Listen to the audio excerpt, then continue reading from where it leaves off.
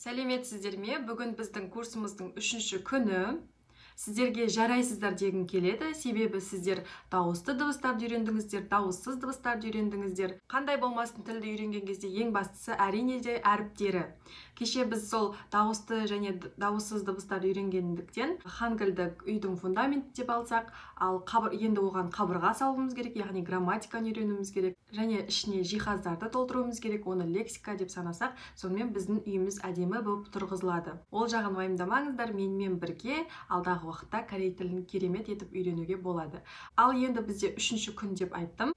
Бүгін біз өзіміз туралы айтып үйренеміз. Өзіміз туралы айтып үйренген кезде мен сіздерге дайын формулалар беремін. Мысалы, мен ақниетпін деген кезде мен дегенін беремін. Сіздер ары қарай өздеріңіздің атыңызды қойып, сөйлем құрап кете бересіз. Ақниетпін немесе Мадинамын, Мереймін деген сияқты.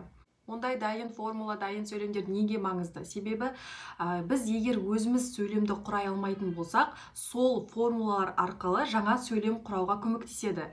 Дайын сөйлемдердің екінші маңыздылығы, жаңа сөйлемдер құрап жатқан кезде грамматиканы, лексиканы дұрыс осы жерге қою керек па, осы сөзді осы сөйлемге қолданғаным дұрыс па деген сияқтыны тексеруге арналған бір формула ретінде сізге есіңізде сақталып тұрады.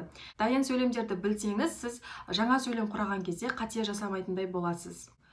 Ағылшын тілі болсын, француз тілі болсын, түрік тілі болсын, қытай тілі болсын, қандай тіл үйренген кезде басында осындай формулалар береді. Яғни сол формулаларды қолданып, сіздер сөйлем құрап, жаңағыдай тексттер басында ең тілді үйреніп келе жатқан бастапқы деңгейде осындай системаны қолданады. Бұл система өте пайдалы біздің миға жаңа тілді қабылдау үшін. Сол үшін егер де сіз басқа кітаптарды қолданатын болсаңыз, корей тілін үйренген кезде, немесе басқа бір материалдармен жұмыс жасайтын болсаңыз, онда осы системаны қолданып көріңіз. Өйткені жаңа сөздерді бөлек-бөлек жаттамай, текст беріле ма, сол текстімен, сөйлеммен жаттап көріңіз. Солайша сіз тіліңіздің деңгейін жақсы көтере аласыз және қате жасамайтындай боласыз.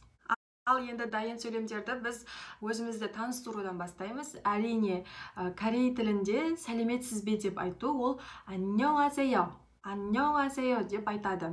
Мына жерде қараңыздар, 안녕하세요 деп жазылып тұрғанмен, біз айтып кеткендей, х әрпі корейшеде онша айтылмайды. Айтылған кезде онша байқалмайды. Мысалы, 안녕하세요 деп емес, 안녕하세요. 안녕하세요 деп айтасыздар. Одан кейін, 안녕하세요ны айтқаннан кейін, сіз өзіңізді таныстыру үшін бірінші есіміңізден бастайсыз. Ол үшін, 저는 ақниетіе요. Чонын, сосын сіздің есіміңіз және ие요 немесе е요 деген жалғауларды жалғайсыз да, сонымен өзіңіздің есіміңізді айтасыз. Енді қандай жағдайда ие요ны қолданамыз, қандай жағдайда е요ны қолданамыз? Егер де біздің есіміміз дауысты дыбысқа бітетін болса, онда е요ны жалғаймыз. Мысалы, чонын Мадинае요. Яғни Мадина дегенде соңғысы амен бітіп тұр ғой. Сондықтан біз оған дауысты дыбыспен біткендіктен е요ны жалғаймыз. Сонда чонын Мадинае요. Тағы қандай есімді аламыз? Мысалы, Сара деген алайық. чонын Сарае요. Енді мысалы корейше бір есімді алып көрейік. Дая деген есімді алатын болсақ, чонын Даяе요. Енді егер біздің есіміміз дауыссыз дыбысқа бітетін болатын болса, онда біз ие요ны қолданамыз. Мысалы, егер атыңыз Әсем болатын болса, чонын Әсемие요. Чонын Әсемие요. Мысалы, Кореядағы ең атақты ат, мысалы, Юджин алайық. Юджин болатын болса, чонын Юджиние요. Тағы да қандай ат бар? Ханбел деген ататын болсақ, ол да соңғы ылмен, яғни л деген дауыссыз дыбыспен бітіп тұр, яғни чонын Ханбелие요. Чонын Ханбелие요. Яғни дауыссыз дыбысқа біткен есімді біз ие요ны жалғап, өзіңізді солай таныстыратын боласыз. Қай елден келгенімізді айту үшін ел қосылған сарам деген формуланы қолданамыз, яғни ол, мысалы, қазақ болатын болса, Кажахстан сарам. Егер де мысалы орыс деп айтатын болсақ, Россия сарам. Сонда қандай Қазақстан адам, Россия адамы деген сияқты. Ну, Россия адамы ол орыс, Қазақстан адамы ол қазақ деген. Мысалы, украинец или украин адамы дейтін болсақ, онда Украина сарам. Яғни сөздіктен кез келген елдің атауын аласыз да, сарам десеңіз, сол елдің адамы болады. Мысалы, австралиец болады, мысалы, Австралия адамы болатын болса, ходжу сарам деген сияқты. Солай кете бересіз. Енді оны біз осы елденмін, мен қазақпын, мен орыспын, мен өзбекпін деп айту үшін онда сөйлемді былай айтасыз. 저는, яғни мен, Кажахстан 사람이에요. 저는 카자흐스탄 사람이에요. яғни енді білесіздер, жаңа ие요 деген жалғауды дауыссыз дыбыспен біткен кезде жалғаймыз дедік. Сарам деген м-мен бітіп тұр, сондықтан ие요ны жалғаймыз. Сонда 저는 мен қазақпын. 저는 카자흐стан 사람이에요. Мысал, тағы да мысалға алатын болсақ, Корея деген ол 한국 дейді. Мысалы, мен кәріспін деп айтатын болсам, 저는 한국 사람이에요. 저는 한국 사람이에요. түсіндікті ме? Ал енді өзімізді таныстырып көрейік. Мысал ретінде.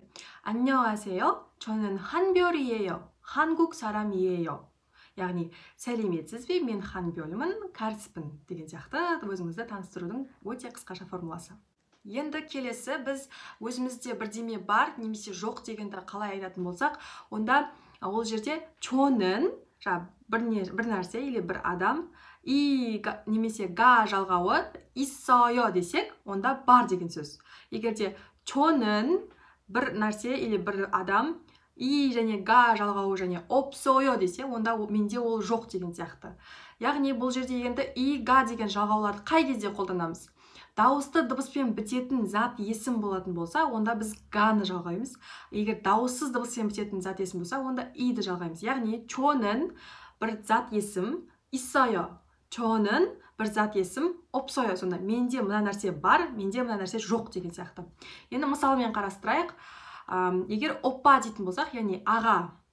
저는 оппаға 있어요. Егер сізде ағаңыз бар болатын болса, менің ағам бар дегенді 저는 оппаға 있어요. Яғни оппа деген а әріппен біткендіктен, ол дауысты дыбыспен біткен кезде ганы жалғаймыз дедік. Яғни 저는 оппаға 있어요. Егер сізде ағам жоқ деп айтқыңыз келетін болса, онда 저는 оппаға 없어요. Енді келесі 언니 деген айтайық. Мысалы, әпкем деген.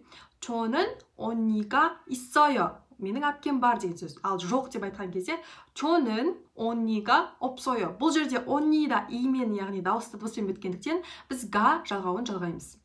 Енді келесі зат есім нуна. Ол деген жаңа ұл балдар өзінің әпкесін нуна деп атайды.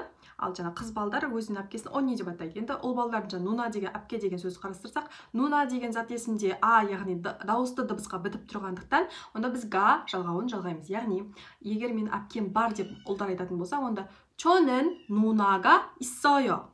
저는 누나가 있어요 деп атайды. Ал егерде әпкелер жоқ ұл балдар, 저는 누나가 없어요. 저는 누나가 없어요 деп айтады.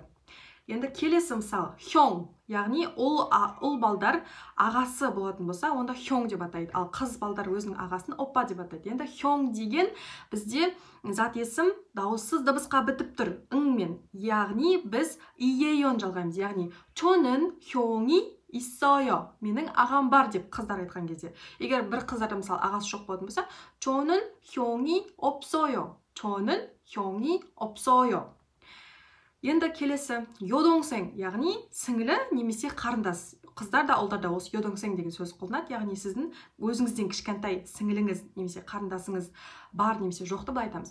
저는 여동생이 있어요. яғни менің қарындасым немесе менің сіңілім бар. 저는 여동생이 있어요. Ал егер жоқ болатын болса, сіз ең кішкентай болсаңыз, онда 저는 여동생이 없어요. 저는 여동생이 없어요. Енді келесі намдоңсең, яғни іні.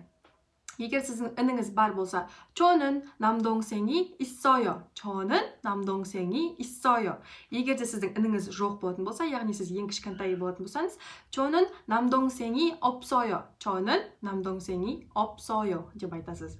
Енді бүгін біз үйренген ақпараттармен сөйлемдер құрап көрейік. 안녕하세요. 한국 사람이에요. 저는 오빠가 없어요. 하지만 저는 언니가 있어요.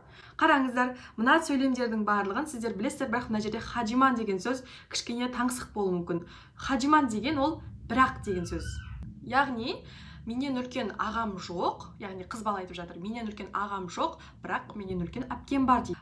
Бұл ақпараттарды айтқаннан кейін сіз қазір немен айналысатыныңызды таныстырып өтесіз өзіңіз таныстырған кезде. Яғни ол кезде мысалы мен дәрігермін, мен студентпін, немесе мен мұғаліммін деп айтқан кезде 저는 яғни мен жаңағы зат есімді қоясыз, яғни жаңа дәрігермін, мұғаліммін деген сияқты, және де соған иеё деген жалғауларды жалғаймыз. Енді мен сіздерге жаңа алдындағыдай айтқандай иеёны қашан қолданамыз? Дұрыс, зат есім дауысты дыбысқа бітсе иеёны қолданамыз. Ал егер зат есім дауыссыз дыбысқа бітсе, онда иеёны жалғаймыз. Яғни, мысалы, сөз дауысты дыбыспен біткен кездегі 의사 деген, яғни дәрігер дегенді қолданған кезде иеёны жалғаймыз. Яғни, 저는 의사예요. яғни мен дәрігермін. Сөз дауыссыз дыбыспен бітетін болса, мысалы, мен 학생, яғни студентпін немесе оқушымын деген, 저는 학생이에요. яғни дауыссыз дыбыспен біткендіктен иеёны жалғап жатырмыз. Яғни өзіңізді таныстырған кезде мен дәрігермін немесе мен мұғаліммін деп айтқан кезде 저는, мысалы, мұғалімді айтайық, 선생님 болатын болса, 저는 선생님이에요. Ал енді осы зат есімдерге байланысты бірнеше мысалдар қарастырайық. 안녕하세요, яғни әрқашан сәлеметсіз бе? 학생 болса, студент болатын болсаңыз, 저는 학생이에요. Енді 선생님 болатын болса, яғни ол мұғалім, ол дауыссыз дыбысқа бітіп тұр, м деген, 선생님, м-ға дауыссыз дыбысқа, яғни иеёны жалғаймыз, яғни 저는 선생님이에요. Енді 회사원, яғни сіз офисте жұмыс жасайтын болсаңыз, ол яғни 회사원, н-мен дауыссыз дыбыспен бітіп тұр, яғни 저는 회사원이에요 деп атайсыз.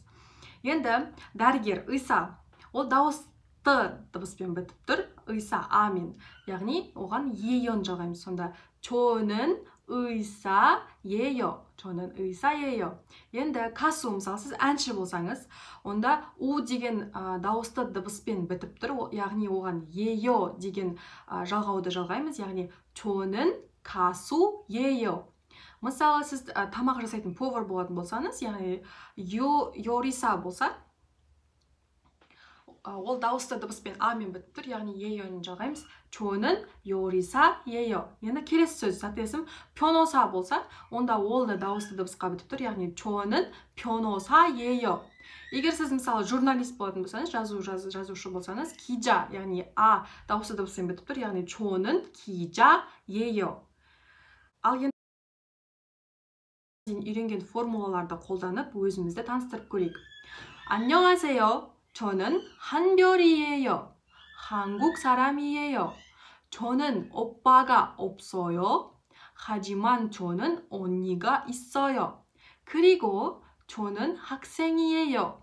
만나서 반가워요. Енді бұл жерде сіздер жаңа формуладағы сөйлемдердің барлығын, сөздердің бәрін біліп тұрсыздар, бірақ сармен белгіленгендер сіздерге таныс емес болуы мүмкін. Бұл жерде менің ағам жоқ, алайда немесе бірақ менің әпкем бар дейді. Яғни бірақ деген сияқты. Криго деген және деген сөз. Яғни сіз, мысалы, ақпаратты айтып кеткен кезде, оны арасына жалғату үшін, бір сөйлем мен бір сөйлем арасында байланыс болу үшін осы сөздерді қолданасыздар. Яғни 저는 오빠가 없어요. яғни менің ағам жоқ, бірақ әпкем бар дейтін болсаңыз, 하지만 저는 언니가 있어요. және мен студентпін дегенде, 그리고 저는 학생이에요. 만나서 반가워요. Бүгінгі менің сабағым сізге түсінікті болды деп ойлаймын.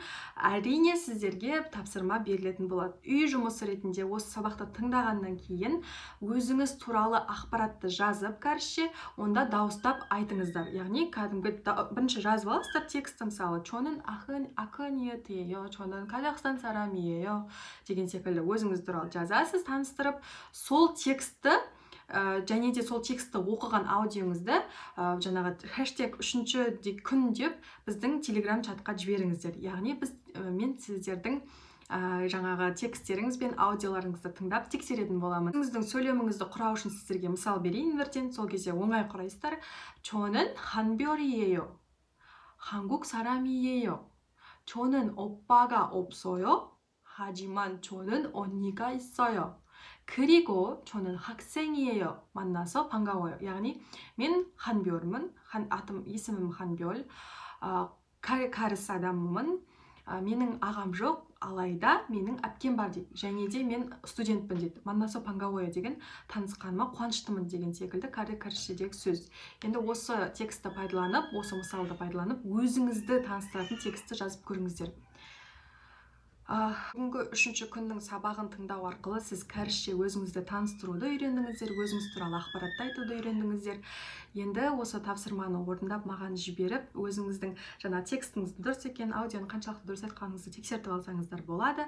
Бүгінгі сабақты тыңдаған үшін сіздерге көп рахмет айтамын. Сіздер жарайсыздар деп айтқым келеді. Себебі осы корей тілін үйренудегі фундаментті тұрғызып, жайлап енді қабырғасын сіздер қалап келе жатырсыздар.